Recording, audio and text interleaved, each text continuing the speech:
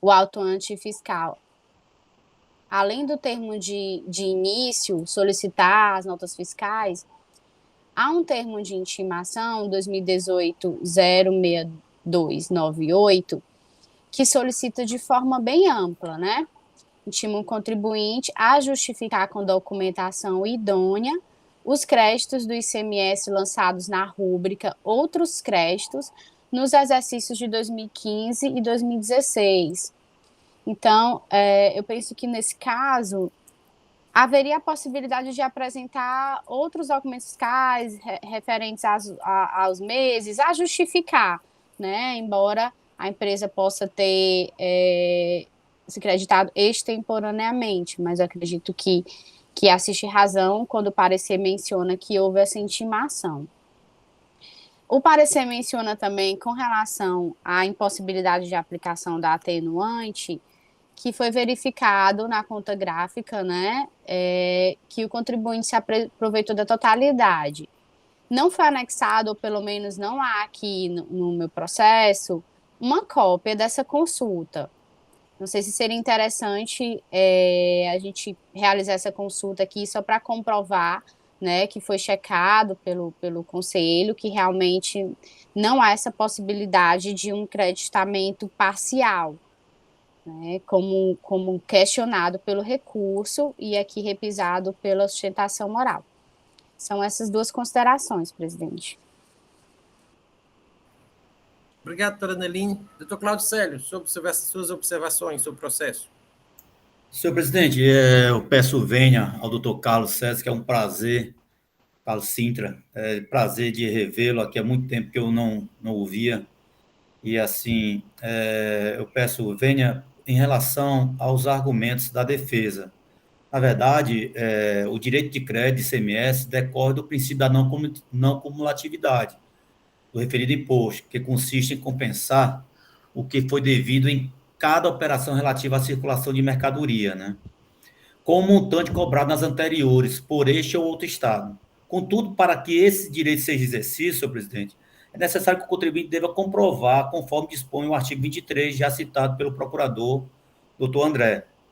E no caso que se cuida aqui, a empresa autuada, ela não observou a regra acima, reproduzida e lançou no livro de apuração de ICMS valores a título de outros créditos, sem mencionar a origem, sem comprovar a existência da operação ou prestação que respaldou o lançamento, tornando-o ilegítimo. Então, senhor presidente, assim, eu analisei bem o processo, tive cuidado de analisar bem o processo, assim, ele está bem,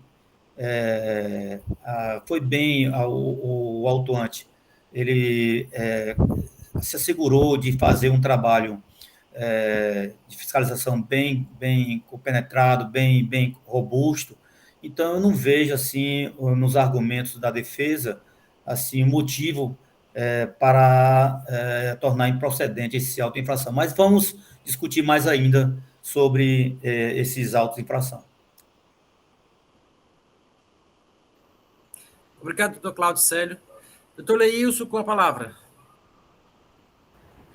Presidente,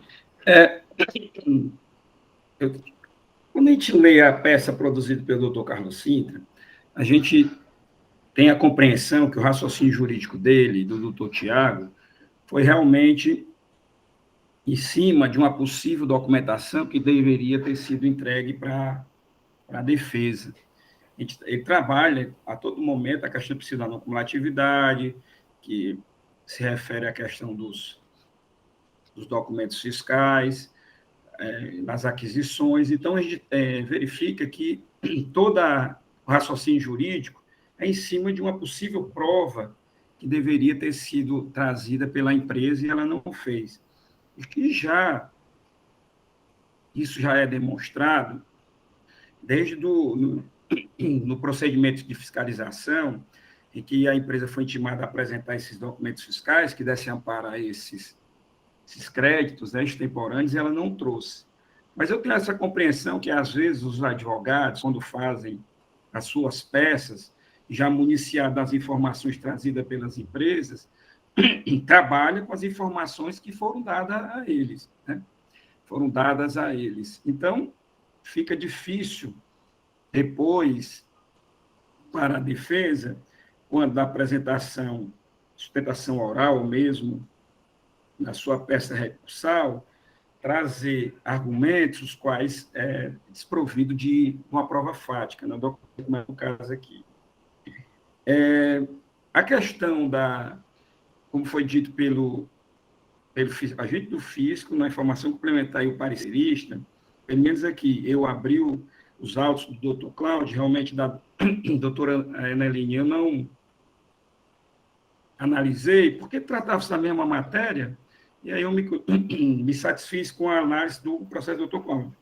E eu verifiquei que consta nos autos, pelo do doutor Cláudio aí, acho que das folhas 20 até 35, às 36, toda a apuração do ICMS, das consultas do SPED, trazida como comprovação do lançamento em outros créditos e também a demonstração do saldo devedor que ocorreu em cada mês do crédito indevido. Ou seja, o crédito demonstrando, evidentemente, que o crédito indevido ele foi totalmente apropriado naquele mês, em cada mês que é objeto da autuação, no sentido de reduzir o valor que deveria ter sido recolhido.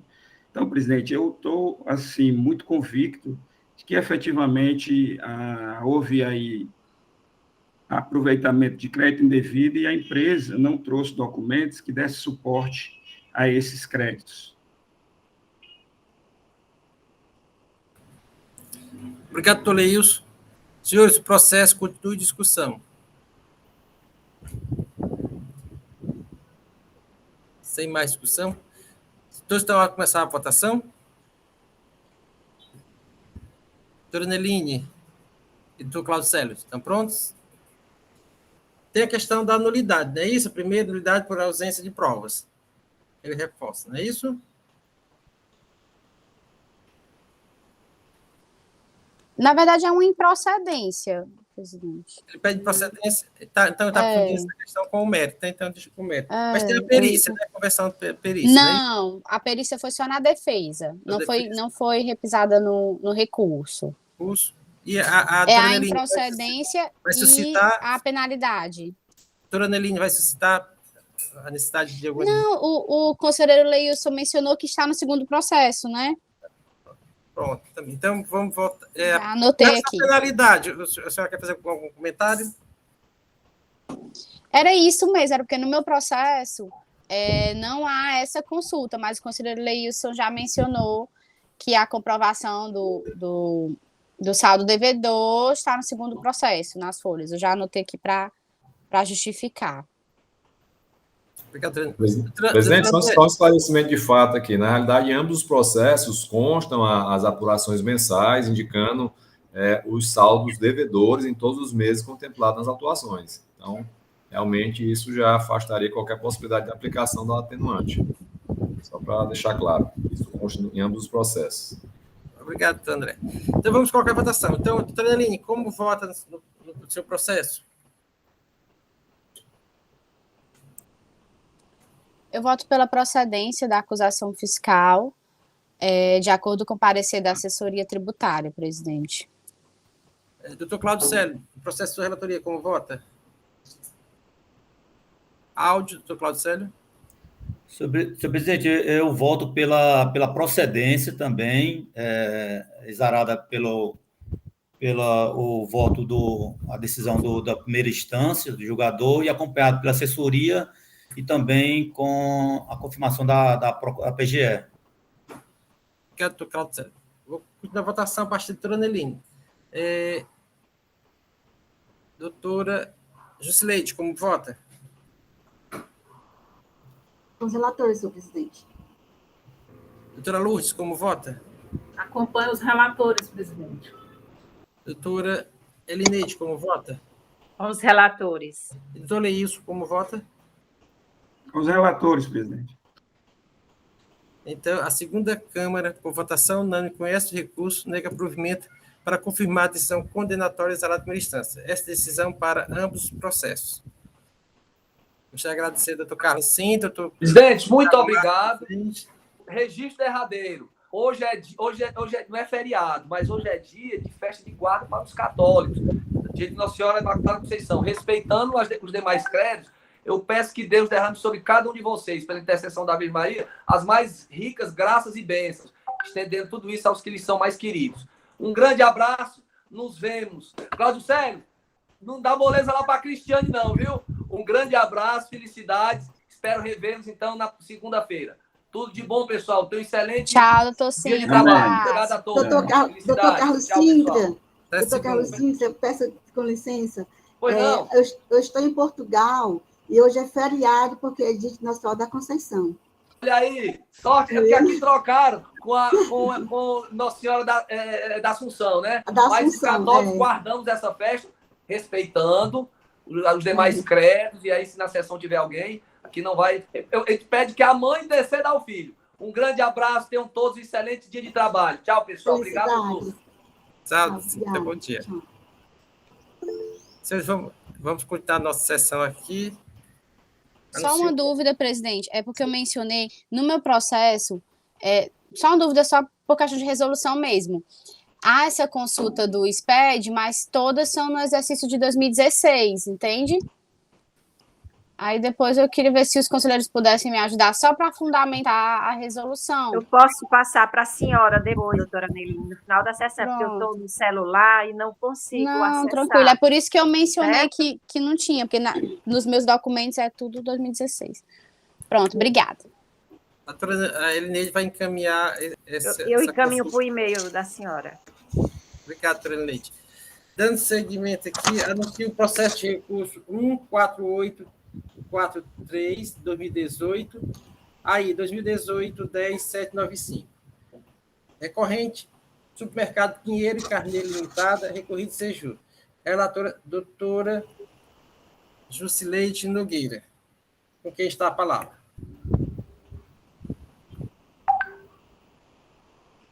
Bom dia a todos, senhor presidente, doutor José, doutor procurador, doutor André Carreiro, senhores conselheiros e conselheiras. O auto de infração, ele se reporta a deixar de escriturar no livro fiscal próprio, inclusive na modalidade eletrônica, documento fiscal relativo à operação de entrada de mercadorias. Constatou-se, conforme documento comprobatório em anexo, que a empresa supracitada deixou de escriturar documentos fiscais de compras em sua FD, no valor total de R$ 472.800,81, infringindo os artigos 276G, inciso 1 do decreto 24.569/97, e a penalidade do artigo 123.3G da Lei 12.670/96, alterado pela Lei 16.258 de 2017. O período da fiscalização foi de 1 de 2014 a 11 de 2017. Nas informações complementares, o auditor mostra que somente fez esse auto com base de laboratórios fiscais da Cefaz, desenvolvidos pelo banco de dados da Cefaz, tá? Através das informações dadas pelo contribuinte. Então, demonstrou o crédito da multa no valor de R$ 47.280,07 e o valor da operação de R$ 472.800,81, referente a janeiro a dezembro de 2014, janeiro a dezembro de 2015, janeiro a dezembro de 2016, janeiro a novembro de 2017. Em sua defesa, o contribuinte, ele alega imprecisão dos dados da infração, inobservância aos artigos 142 do CTN, artigo 822 do Regulamento do ICMS e artigo 33, inciso 12 do Decreto 25.899. Não há valor apurado com base em ICMS-ST e que no demonstrativo de crédito tributário constam zerados os campos relativos ao ICMS e à oposição do montante de R$ 269.426,12 a título de multa. junto com esse auto de infração. Falta de esclarecimento em relação à base de cálculo, considera a apuração genérica e imprecisa. Incongruência entre a atuação e as informações complementares, cessando o direito de defesa. Pede preliminarmente a nulidade, ou, se não, a improcedência do auto de infração, e, por fim, a redução da penalidade para 20 ofícios. O julgador de primeira instância, ele não acata os argumentos da parte, por se tratar de uma obrigação acessória que tem por base o artigo 123.3G da Lei 12.660/96, dada a redação anterior à Lei 16.658 de 2017. As informações tiveram por base os lavatórios transmitidos pela Cefaz. Parecerista, e aí, em seu recurso, o contribuinte ele faz as mesmas alegativas, né, com relação às informações em sua defesa, e o parecerista, no seu parecer 658/2021, decide pela procedência do auto de infração, procedência proferida em primeira instância. Ele fundamenta que a fiscalização, que todo o procedimento de fiscalização foi descrito no referido auto, possibilitando o exercício do contraditório da ampla defesa, o que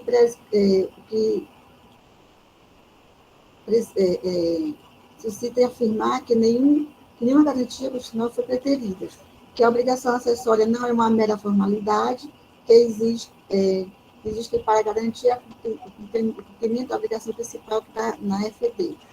E quanto ao artigo 113, argumentado pela parte no parágrafo 3º do CTN, prescreve que a obrigação acessória, pelo simples fato de sua inobservância, converte-se em obrigação principal relativamente à penalidade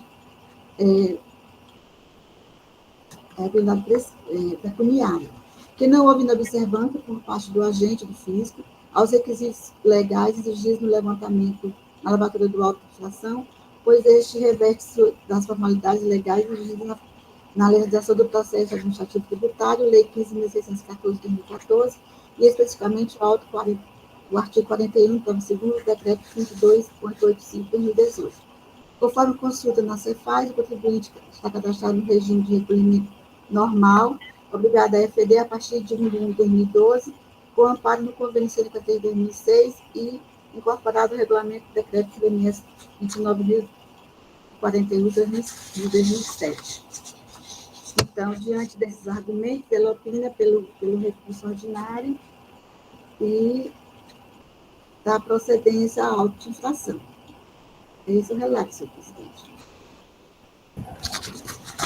Obrigado, doutor Sileide. Com a palavra, doutor André Carreiro.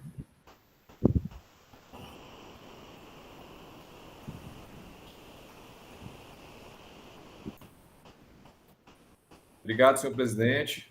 Renovo os cumprimentos a todos. Como muito bem relatado,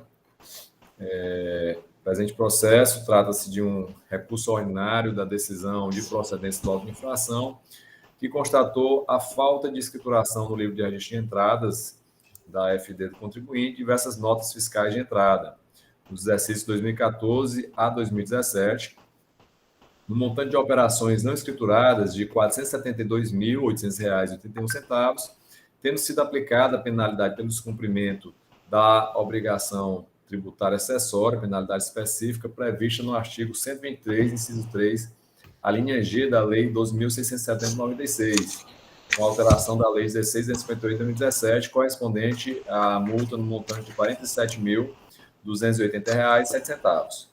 Conforme informações complementares do auto de infração, constatou-se que a empresa deixou de escriturar documentos fiscais de entrada na sua escrituração fiscal digital.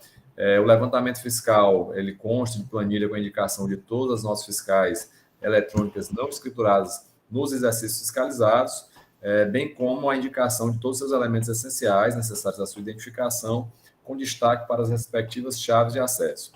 O contribuinte foi intimado para comprovar a escrituração dos documentos fiscais apurados no levantamento preliminar, mas nada apresentou. A metodologia utilizada na fiscalização está amparada no artigo 818 do regulamento CMS. Já a obrigatoriedade da escrituração da nota fiscal de entrada no livro de registro de de entradas integrantes da FD consta dos artigos 269, 276A, parágrafo 3º, 276G, inciso 1, do Decreto 24.569/97. O contribuinte inicia sua defesa alegando nulidade do auto de infração por falta de clareza e precisão, alegando que o auto de infração foi baseado em um único documento contábil da empresa e, portanto, teria ocorrido cerceamento de direito de defesa. Com a devida vênia, entendemos que não há como ser acolhido, a preliminar. O levantamento fiscal ele foi realizado com base nas informações prestadas pelo contribuinte em sua escrituração fiscal digital, bem como nas informações disponibilizadas nos sistemas corporativos do fisco. Assim, não há que se cogitar de nulidade do auto de infração por falta de clareza e precisão, pois os fatos que ensejaram sua autuação estão perfeitamente descritos e detalhados nas informações complementares, e o autuado defende-se dos fatos infracionais que lhe são imputados, e não do enquadramento legal. Não há dúvida de que a infração praticada pelo contribuinte foi deixar de escriturar nossos fiscais de entradas no livro respectivo da FD, ou seja, descumprimento de obrigação tributária acessória. No levantamento fiscal realizado, consta o demonstrativo de cálculo e a identificação de todas as notas fiscais contempladas no lançamento, permitindo ao contribuinte a impugnação específica, com a indicação de, eventualmente, de algumas notas fiscais que, em relação às quais não teriam se configurado o ilícito que ele foi acusado. Por outro lado, o parágrafo 8º do artigo 84 da Lei 15.614 dispõe que nenhum ato será declarado nulo se da nulidade não restar prejuízo para as partes. Como já foi dito, o relato da infração e informações complementares foi claro e preciso, não deixa qualquer dúvida acerca do ilícito e permite dar plena compreensão ao contribuinte da imputação que lhe foi feita, portanto, permitindo o amplo exercício do seu direito de defesa contraditório, como de fato fez, trazendo a impugnação específica de vários aspectos do lançamento tributário. Assim, com base nisso, não tendo havido qualquer prejuízo para a defesa do contribuinte, tendo restado devidamente determinável a matéria tributável, objeto do lançamento, há que se afastar da nulidade.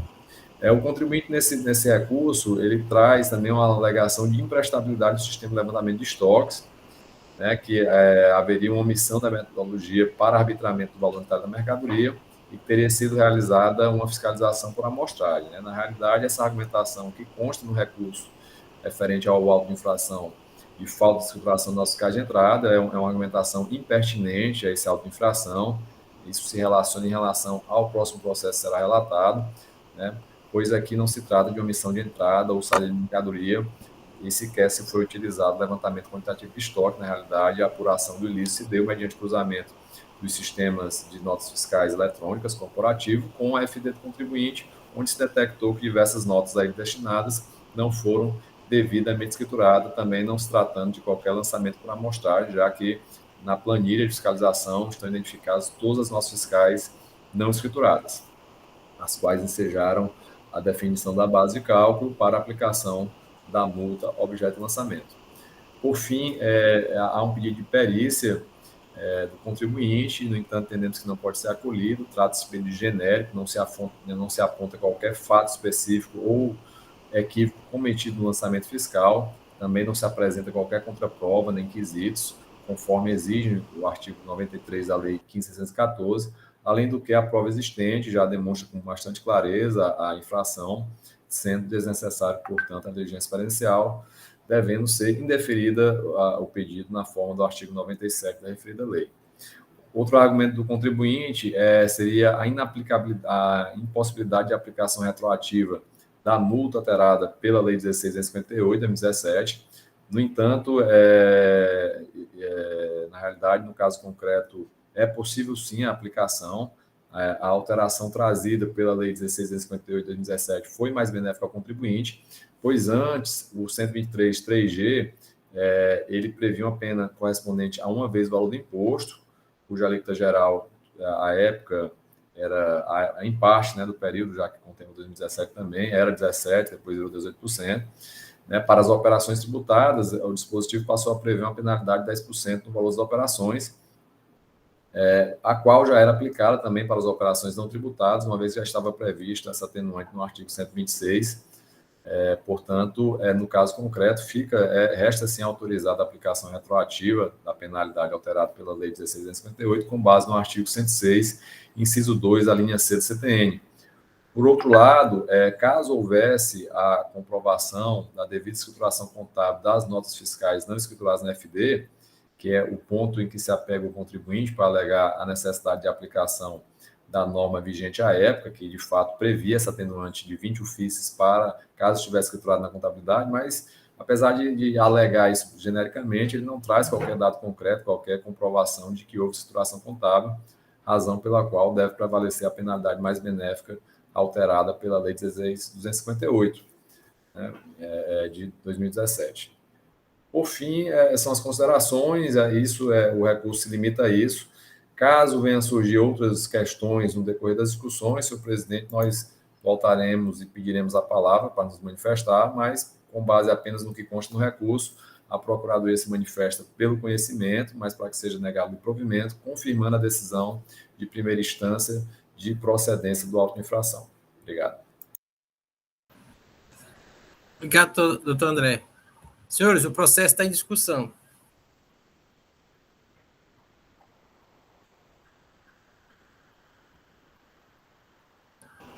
Doutor Leite, com a palavra inicialmente. Novamente, meu bom dia a todos e a todas. É só para informar que consta no referido auto o CD, né, com as informações que estão prestadas no auto de infração, com as referidas notas que deixaram de ser escrituradas, né, na FD. Porque para que seja afastada o período de perícia, no caso em si, não houve nenhuma agregação de dados para que possa se suscitar uma perícia.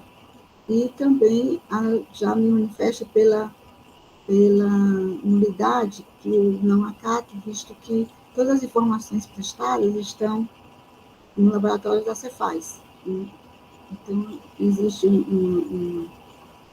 umas informações já prestadas que o contribuinte poderia ter se manifestado e ele assim não fez. Então, de antemão, já presto aqui o meu pensamento de que a nulidade ela poderia ser já afastada, como preliminar, senhor presidente. Esse é o meu questionamento. Obrigada.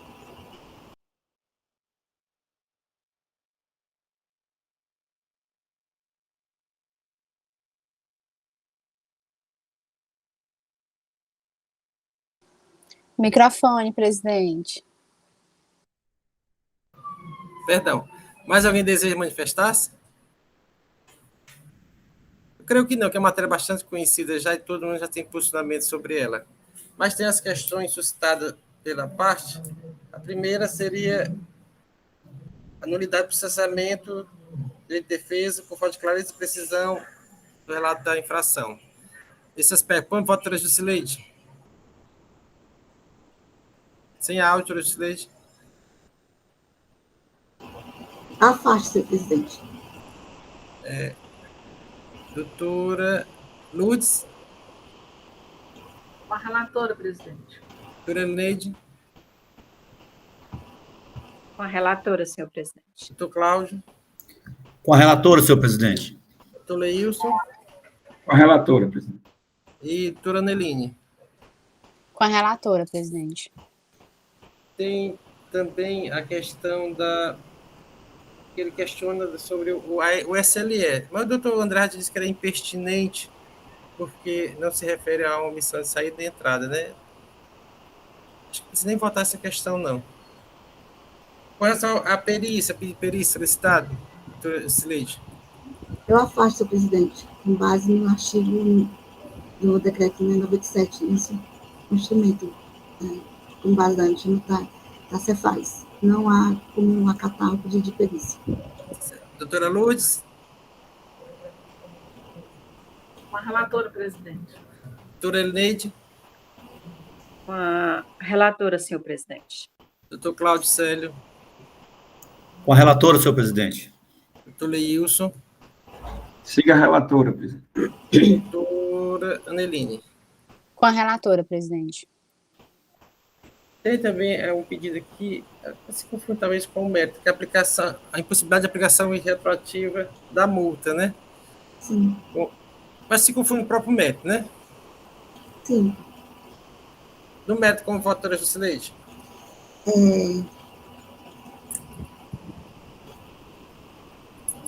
Eu opino pelo conhecimento do recurso ordinário, negá-lo provimento, para que seja mantida a decisão singular de improcedência do auto de infração, mas com base na redução da multa no exercício, no decreto anterior, para que seja feita a aplicabilidade com redução, para que é mais benéfico para o contribuinte, conforme a manifestação da doutora Procuradoria. Então, no caso, doutora, a pede pela aplicação do 8L, né? E não 3G, não é isso? Sim. Doutora Lourdes? Acompanho a relatora pelo 8L, parcial processista. Só um instante aqui. Doutor André, pois não, doutor André?